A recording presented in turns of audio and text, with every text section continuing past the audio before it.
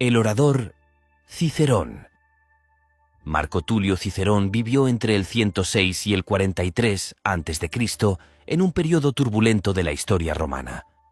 La República atravesaba una crisis institucional marcada por conflictos civiles, la corrupción del Senado, la concentración de poder en figuras como Julio César y la degradación de los valores republicanos. Fue un periodo en que la palabra pública, la oratio, no solo era herramienta política, sino campo de combate. Cicerón fue testigo y protagonista del declive de las libertades republicanas. A pesar de no pertenecer a una familia patricia, alcanzó el consulado gracias a su destreza como orador y jurista. Su vida política, sin embargo, no puede separarse de su proyecto filosófico. Para Cicerón, la oratoria no era una técnica neutral, sino una praxis moral y política de primer orden. Cicerón estructura su pensamiento sobre la oratoria, en De Oratore, a través de un diálogo entre figuras célebres del foro romano. El texto no es un manual, sino una exploración filosófica de lo que significa hablar con eficacia, verdad y compromiso ante una comunidad. Para él, el verdadero orador debe reunir tres capacidades fundamentales. 1. Docere, enseñar, transmitir conocimiento claro y ordenado. 2. Delectare, agradar, captar y mantener la atención del auditorio. 3. Movere, emocionar, conmover y afectar los ánimos para provocar acción. Estas dimensiones no pueden separarse. Un orador que solo enseña sin agradar o que conmueve sin enseñar, fracasa. La oratoria es para Cicerón una síntesis entre lógica, ética y estética. Se trata de la articulación entre contenido veraz, forma atractiva y capacidad persuasiva. La idea central del pensamiento ciceroniano es que el orador no solo debe ser un maestro del lenguaje, sino un ciudadano virtuoso. No basta con saber hablar, hay que tener algo digno que decir. El orador debe ser formado en filosofía, historia, derecho, gramática y política, porque debe ser capaz de juzgar el bien común.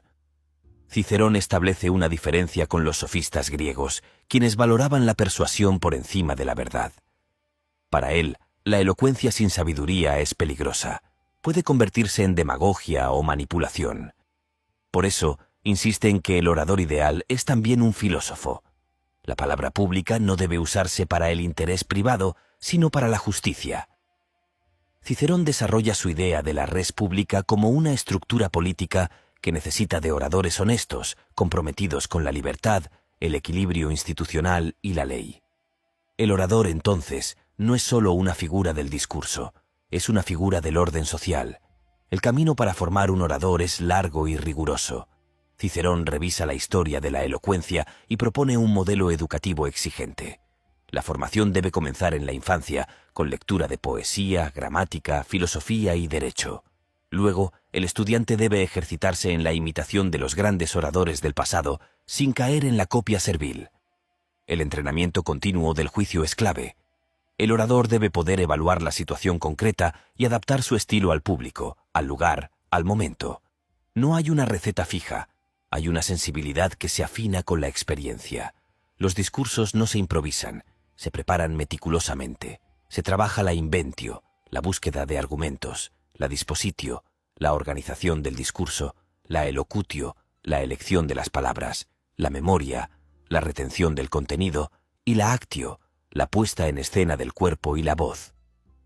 Uno de los momentos más célebres de la vida de Cicerón fue su enfrentamiento con Lucio Sergio Catilina, acusado de conspirar contra la República. En las Catilinarias, Cicerón despliega su arte retórico con una combinación de acusación moral, estrategia política y dominio de la escena pública. Este episodio ilustra su idea del orador como defensor del orden legal. No actúa solo como fiscal, sino como protector de la ciudadanía. Su discurso no solo condena a Catilina, sino que moviliza al Senado y al pueblo contra la amenaza interna. El lenguaje aquí no es adorno, sino fuerza política real. Cicerón enfrenta varias objeciones. ¿Cómo se garantiza que el orador actúe con virtud y no con manipulación? ¿Es compatible el ideal de libertad republicana con la concentración de poder en quien domina la palabra? ¿Es realista el modelo de un orador filósofo en contextos políticos corruptos o violentos? Estas preguntas siguen vigentes. La oratoria puede edificar o destruir. El poder de la palabra es ambivalente, y Cicerón es consciente de ello.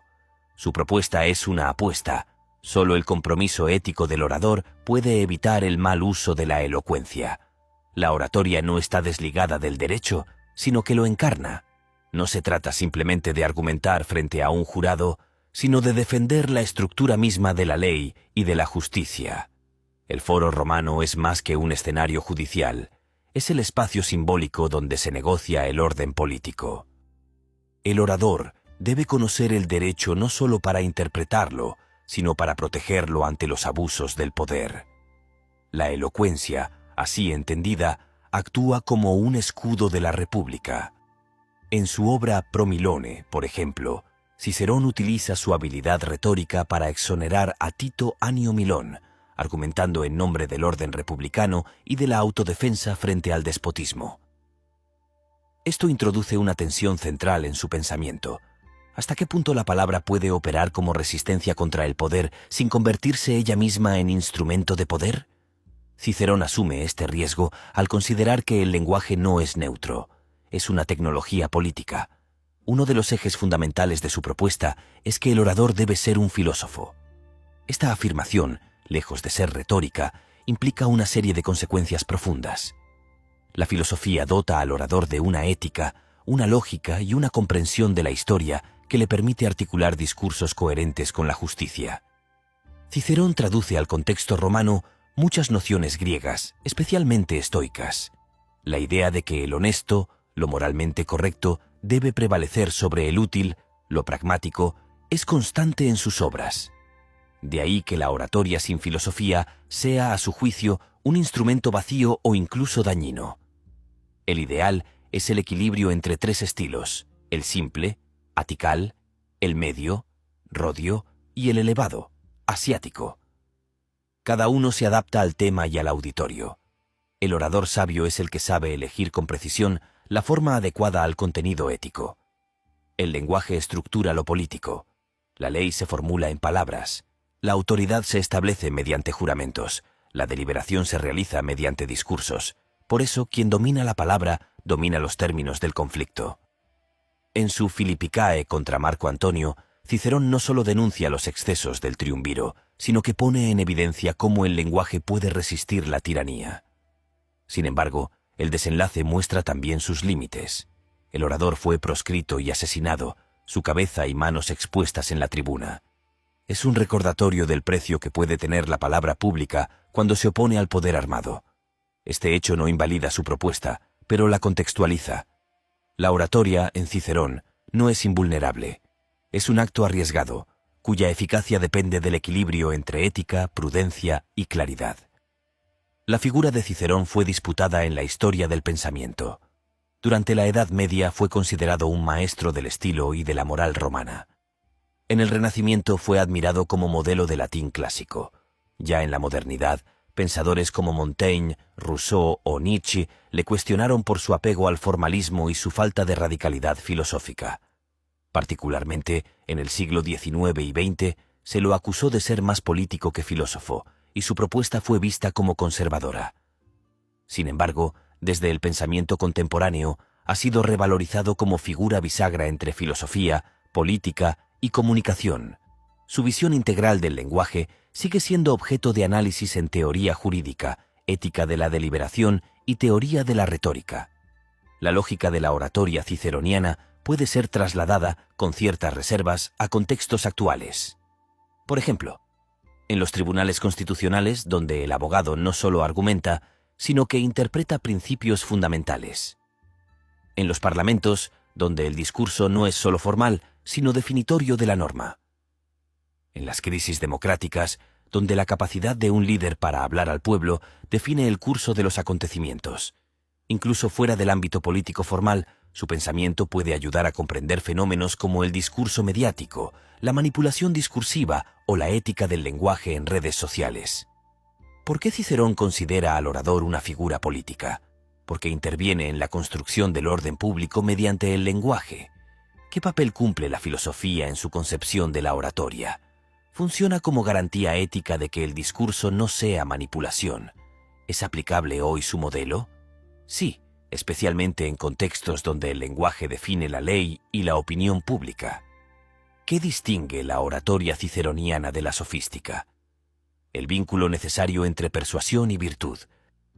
¿Por qué el orador debe ser filósofo? Porque sin conocimiento del bien común, la palabra degenera en demagogia. ¿Qué es lo que hace eficaz un discurso?